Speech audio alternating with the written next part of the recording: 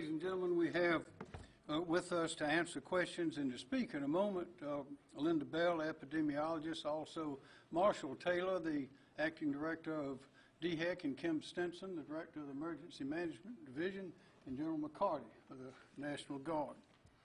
As of Monday, August the 3rd, many of us will be wearing masks, keeping our distance, and taking precautions, many more of us than have been so far. Also, on Monday, August the 3rd, there will be more businesses open and operating safely than there are today. Today, I'm once again strongly recommending that everyone in South Carolina wear a mask when they are in public or in an enclosed setting and unable to social distance. Those are the rules that we've been hearing ever since we've been involved with this pandemic since March of this year. Number two, I'm calling on counties and municipalities to enact ordinances requiring the wearing of face masks, face coverings, practicing social distancing, following proper hygiene, all have been recommended by CDC and DHEC and everyone in between. And I'm also calling on local leadership.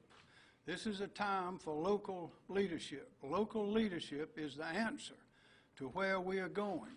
If we're hoping for the best, but we need to prepare for the worst. And the way to prepare for the worst is to have local leadership involved in stopping the spread of this virus and keeping the people safe. One size does not fit all.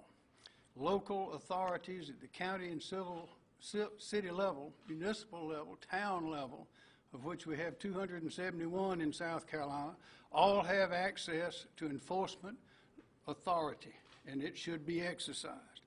Number three, I'm ordering that effective Monday, August the 3rd, masks or face coverings will be worn in all state government offices and buildings according to the social distancing guidelines and procedures that have been developed by the Department of Administration and posted on accelerate.sc.gov. That is the Accelerate SC website, and it is active, it is up to date, and I urge anyone who has questions to go to that website. Number four, effective Monday, August the 3rd, South Carolina restaurants will be required by law, not recommendation as now, but by law, to follow the guidelines and recommendations issued by Accelerate.com and crafted by DHEC and the South Carolina Restaurant and Lodging Association.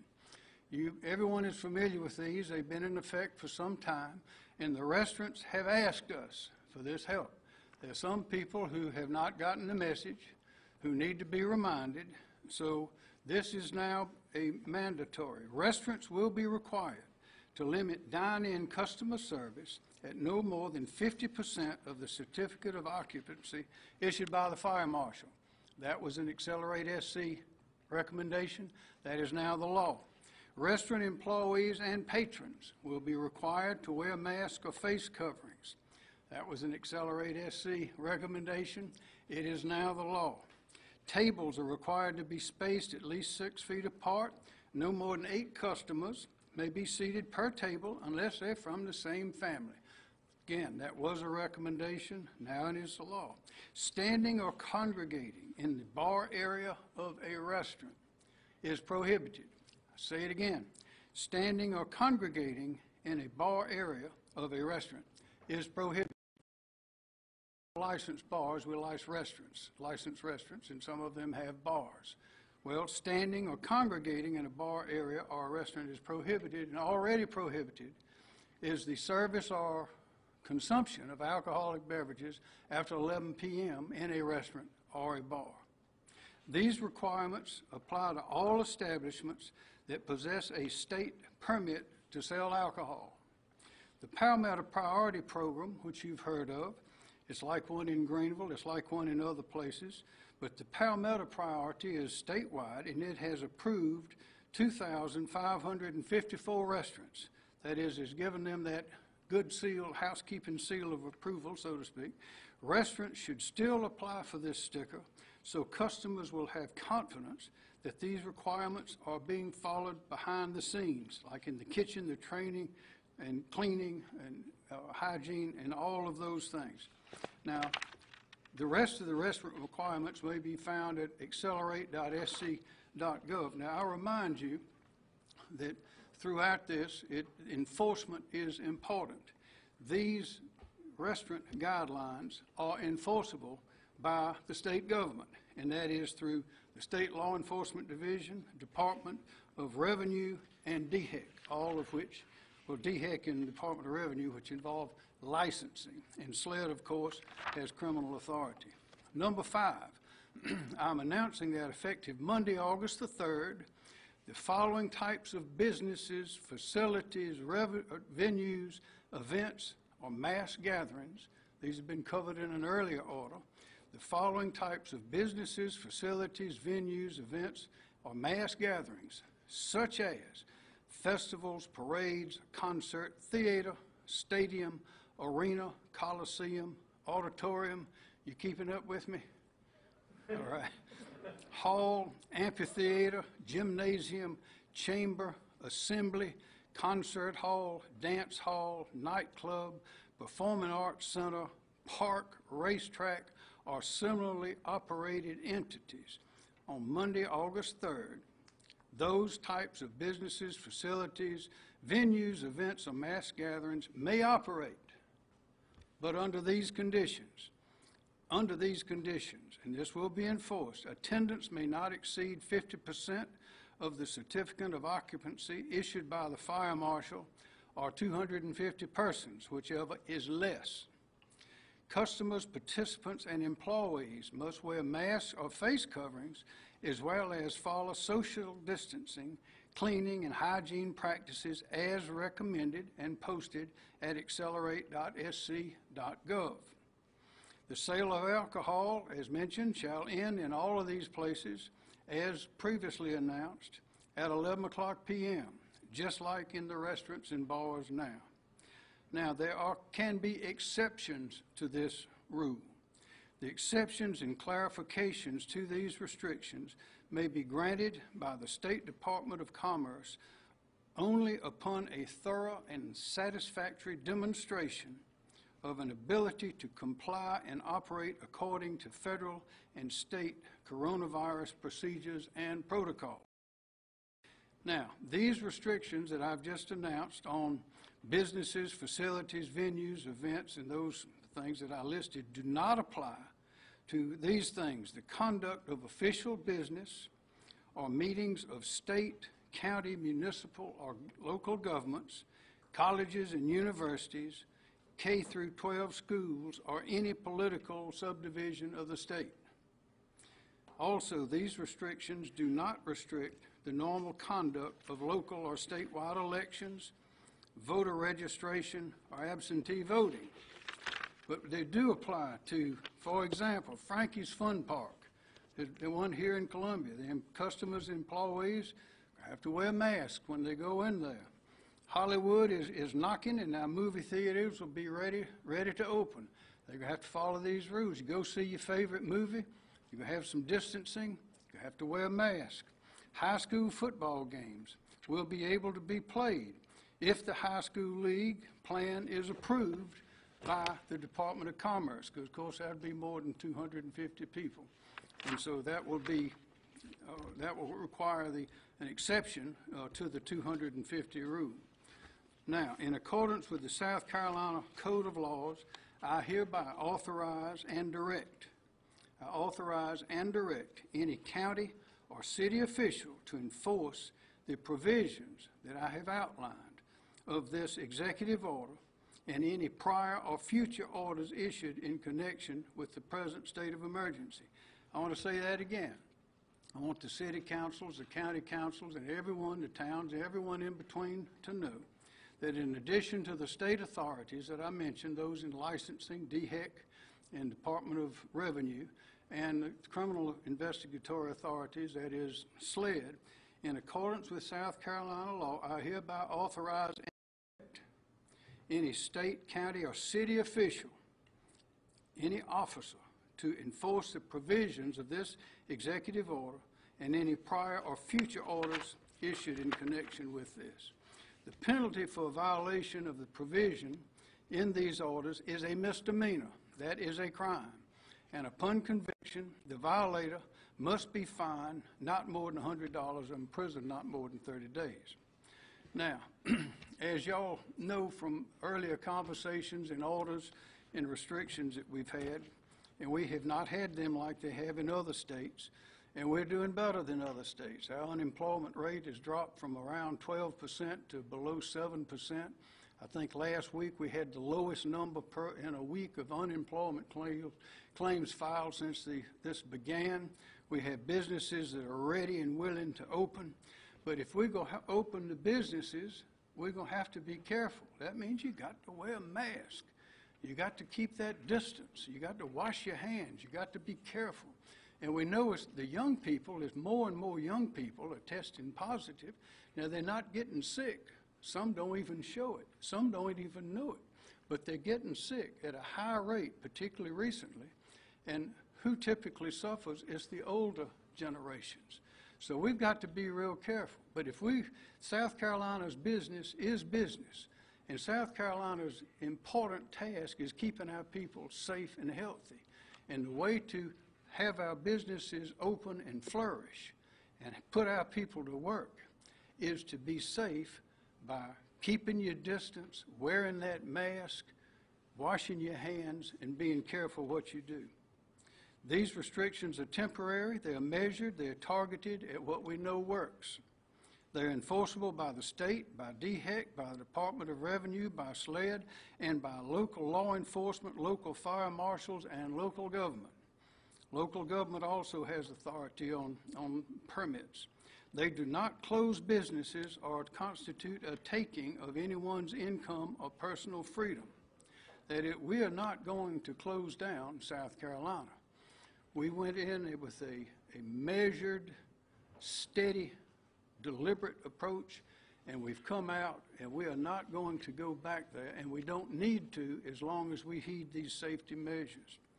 These limited measures give South Carolina the best chance to slow down the spread of the virus while keeping our economy open and running and the jobs flowing. Some people will call for some more closings. We're not going to do that. It's not good for our mental health. It's not good for our economic health. It's not good for families, and it's not good for children. These measures are likely to be criticized. That's all right. It seems like everything we do is criticized, praised by some, not by others, but in the long run, we are confident that these things will work, and that's why we're doing them. So I urge all South Carolinians to continue to be courteous and conscientious to their neighbors. Try to be patient, and there will be many times when your patience will be tried. Follow the recommendations, wear a mask, wash your hands frequently, keep that distance, and use common sense, and practice grace. We will get through this, and as a young writer said just recently, wrote, quote, "Grace does not react, it responds. Grace does not yell, it speaks." So in South Carolina, we are known for the way that we react to tests, to trials. We are strong people, we're smart people, and I believe that we have the best plan in our state for our future right here in our hands. Dr. Bell. Thank you, Governor, and good afternoon. Today we announce 1,666 new confirmed cases of COVID-19 in our state and 48 new confirmed deaths. This brings our state's total to 85,423 confirmed cases and 1,551 confirmed deaths. We have reported at least 1,000 new confirmed cases of COVID-19 every single day, except for one in the month of July. And sadly, we continue to announce a high number of confirmed deaths as well. A detailed list is available from our daily news releases, and our website shows deaths grouped by the dates of deaths. On average, deaths from COVID-19 occur approximately 2 weeks after an individual develops symptoms. And since we've seen some of the highest numbers of case counts in June and July, we are now seeing higher case counts of deaths. I want everyone to understand that we each have a role to play to reduce these high numbers and these deaths. And it really doesn't require a lot. We have low-tech, simple practices available to everyone, and it has nothing to do with access to care or access to medications. The simple measures are wearing a mask and physically distancing from others when you're outside your home. These are very effective interventions to prevent disease spread in entire populations. We've seen these measures work in many settings, and in 4 to 6 weeks in South Carolina, if we routinely and stringently adopt these measures, we can be in a completely different place in a relatively short period of time. COVID-19 testing is available throughout the state, with currently more than 105 testing events scheduled through the end of August. And testing is key in providing information about where disease is occurring within our state, and it helps us to identify hotspots and other key points. But what is really most important is that we practice the daily precautions of mask wearing and staying physically distanced from others, and making sure that you stay home in isolation if you do have symptoms or if you've tested positive. But we ask people to use common sense in an approach to making sure that testing is available for all of those for whom it's indicated. Individuals who stringently practice the recommended precautions will significantly reduce their risk of exposure and of contracting disease, and they should use common sense when seeking testing. The CDC recently updated their guidance, and individuals who were previously recommended to get a negative test to be released from isolation may now be released based on recovery of symptoms. So instead of being tested repeatedly until an individual gets a negative test result, if they've previously tested positive, a person may be released from isolation when they meet 3 criteria. At least 10 days has passed since symptoms onset, and at least 24 hours being fever-free without the use of a medication that reduces fever, and that other symptoms have improved. We can completely reverse our fortunes and create safe environments for our business recovery, for our lifestyle recovery, and particularly for students returning to school in a few short weeks. This is more important now than ever as we move into the fall and winter, when we will be confronted with the flu season. Fortunately, several local governments in the state have been requiring face masks for everyone in public, and as the state's public health agency, we strongly support those measures and those local leaders' initiatives that are centered on protecting the health and well-being of their communities. Many businesses like Michelin are doing this today, and we hope even more businesses and others will rally to support these initiatives even without requirements. We continue to remind South Carolinians that this is a virus that can be spread from person to person by breathing if an individual is not wearing a mask. So it's very hard to control unless we do something dramatically different. We're asking everyone to share the responsibility in caring for others and helping us fight against this deadly disease. So what we all need to do, again, is to wear a mask when around others, to physically distance from others by 6 feet, to avoid groups and gatherings, to wash your hands frequently, and to follow the advice of healthcare professionals, of case investigators and contact monitors who are working tirelessly to prevent the spread of COVID-19. Thank you. Thank you, Dr. Bell. Just a few notes. You may be interested to know, just in this month, mainly from the July the 19th, 20th, and up through 23rd, 24th, 20th, a lot of our big businesses, the chains, national chains that are in the state, have mask and distance ordinances. And it's quite an impressive list. I won't go through all of them, but Walmart has 110 stores. They are using these rules. Kroger with 35. All these are using these rules. The same ones that DHEC and the Palmetto Priority and all have urged. Walgreens with 155 stores, CVS with 191, Lowe's with 50, Best Buy with 13, Costco with 6, Home Depot with 25, Target 19, McDonald's 258, Publix 59 stores, Starbucks 47 stores, AT&T 83, PetSmart 29, Bed Bath & Beyond 13. There are a lot of retailers, big retailers, have in the last just couple of weeks have determined that now's the time to do the same thing that we're doing here today. So this is a good time. We've learned a lot from what Dr. Bell says. You see, we're learning more about this virus as we go along, but we have a grip on it now. And if South Carolina is going to prosper and the people need to be safe, what we are calling for today and requiring in some instances is just what the doctor ordered. So with that, if there are any questions, we'd be glad to try to answer them. Yes, ma'am? Governor, a lot of people want to see football back, but of course safely. Under your new executive order with the capacity in these large venues, could we see a football game if there aren't too many people there? Yes, ma'am. Good question. Football, everybody wants football. Everybody wants a lot of other things. We learned something the blood recently, and that is that was on the prohibited list. But what they had done over there was precisely what the doctor ordered. So now under this new ordinance, there is an exception, a way to get an exception for those kinds of things. They really did a fine job with it.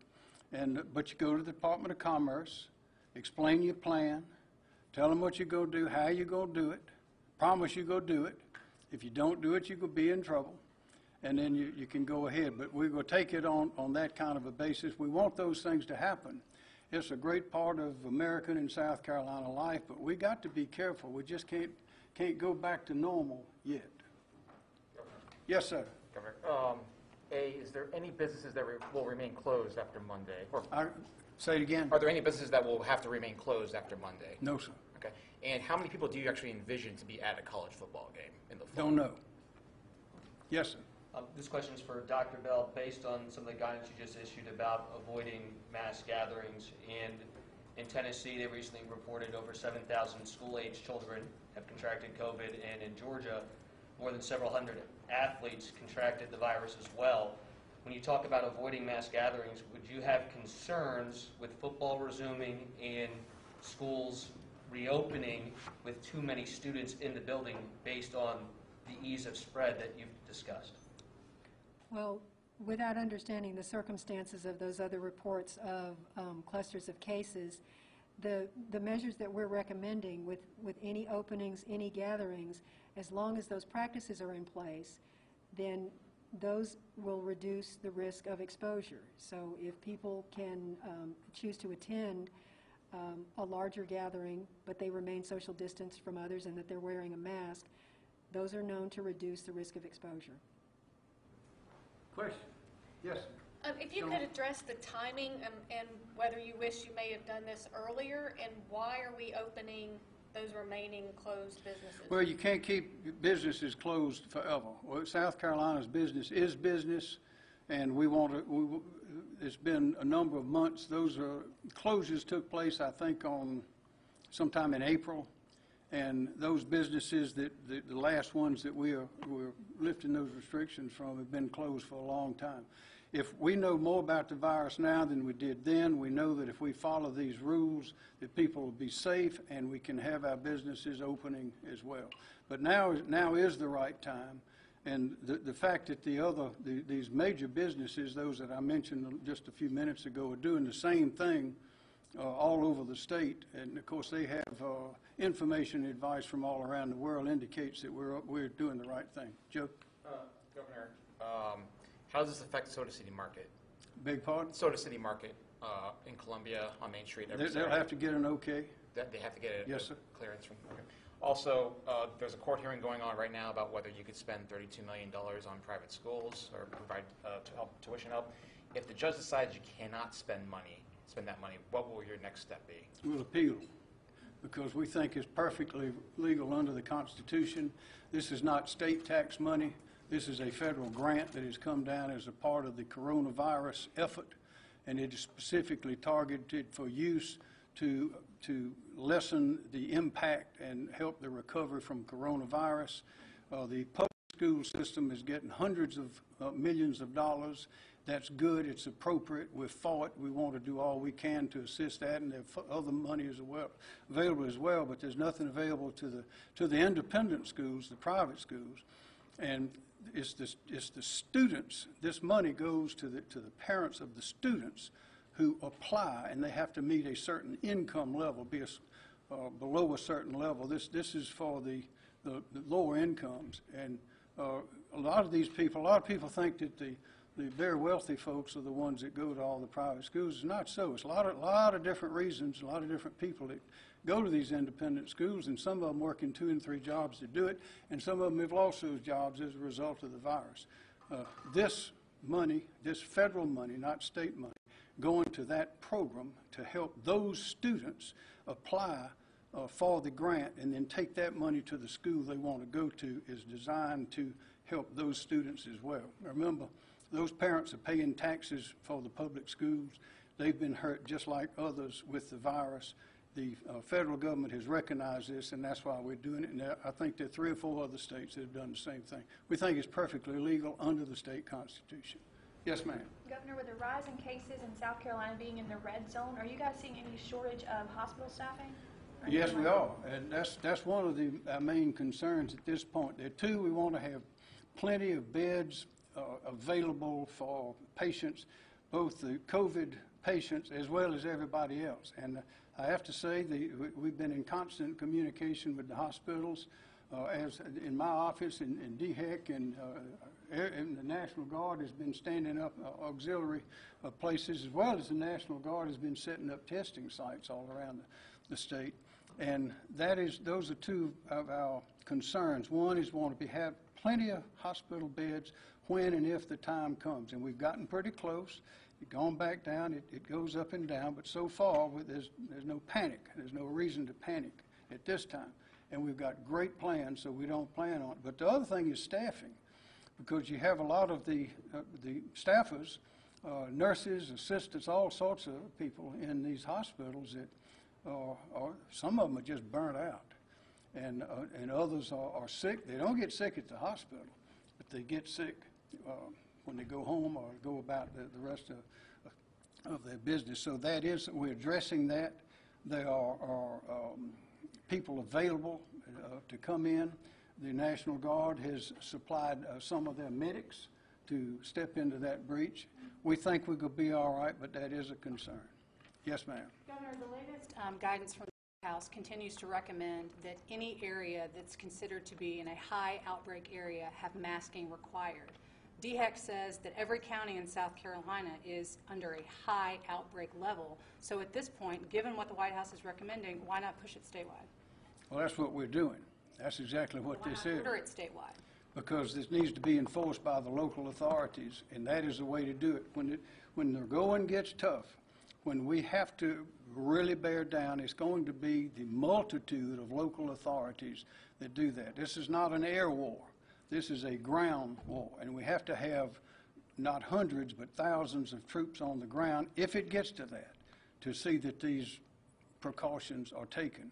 But what we're doing here, virtually today, without what I have said today, almost 3/5, close to 60% of the people in the state are already under either a recommended or a mandated mask ordinance. We're filling in those gaps today.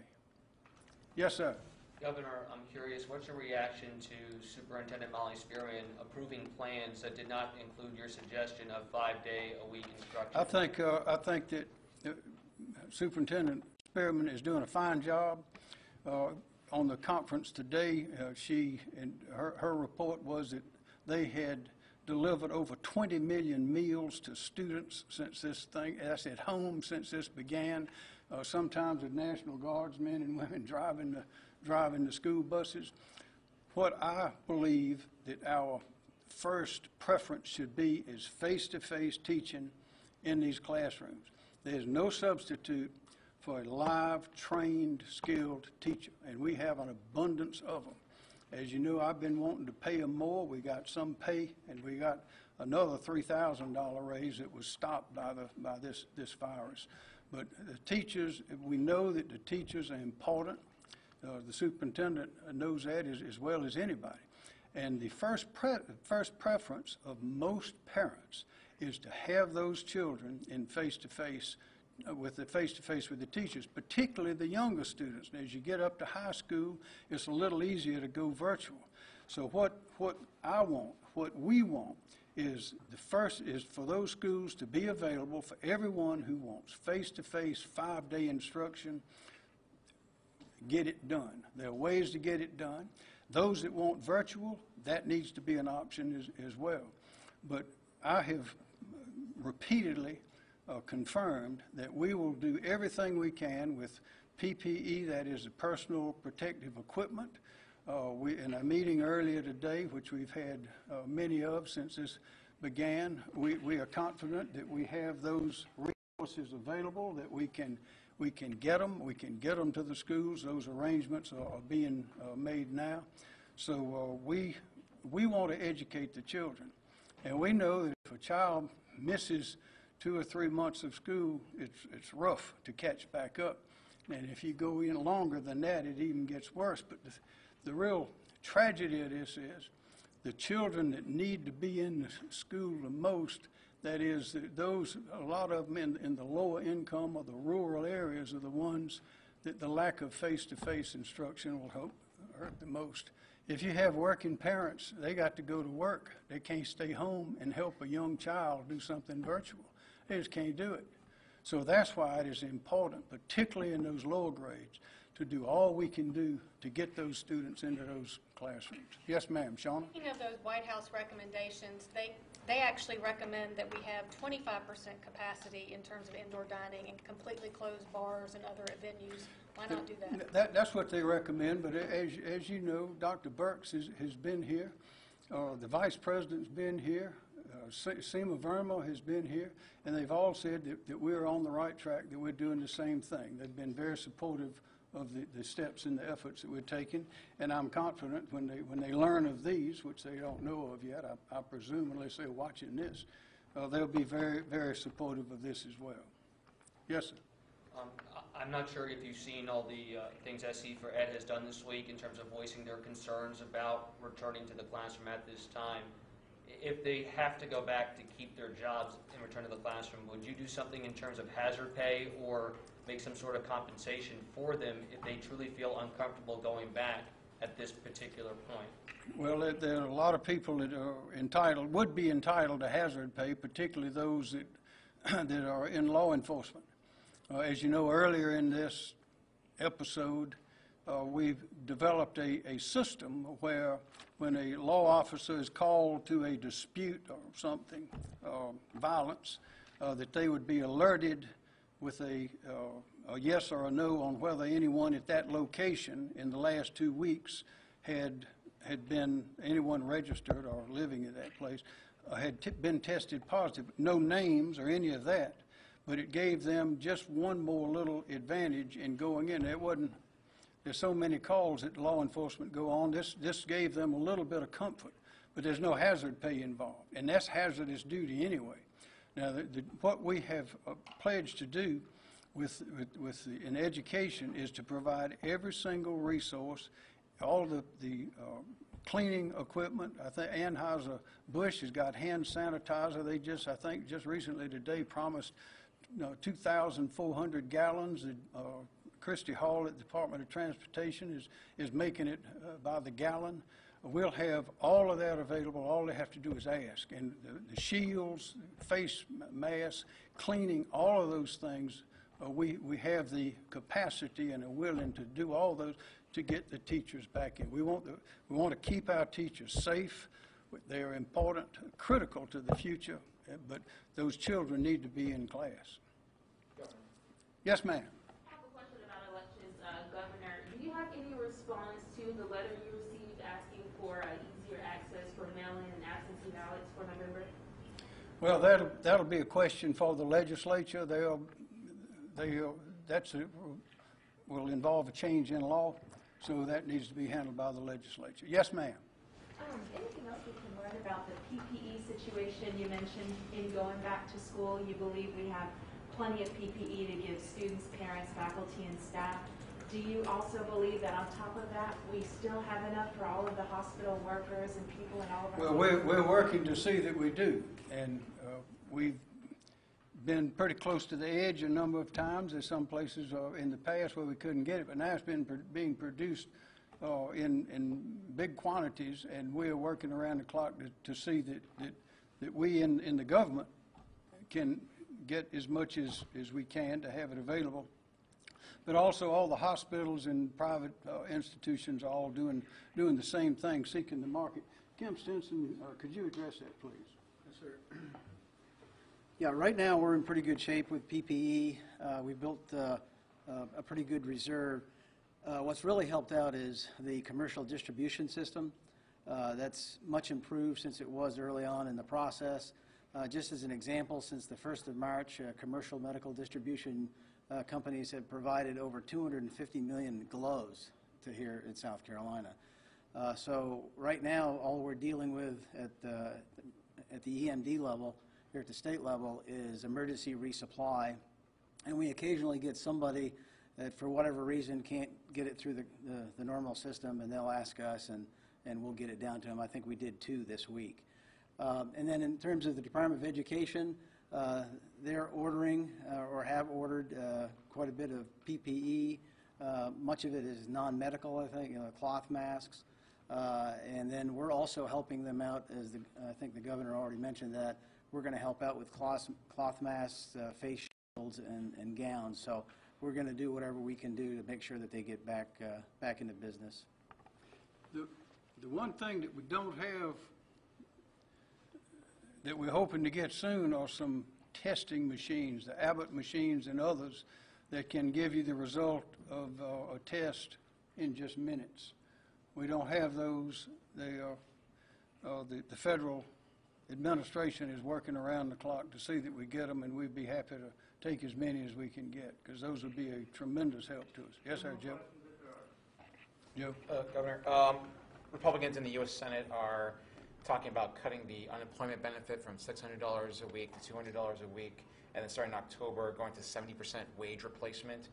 Do you think $200 a week is enough to be on for an unemployment benefit, and do you think Duke could actually transition to a 70% wage replacement system? I know that I don't have the answer to that, what would be the right level. That's what's being debated, but I know that I think the latest statistics I got from the Department of Employment and Workforce, something almost $8 billion has gone through the Department of Employment and Workforce. I might have that. I mean, there's a lot of money that's come into, but the big answer to that question is not more and more unemployment, but getting people back to work. And part of getting people back to work is having schools open so the children can go to school.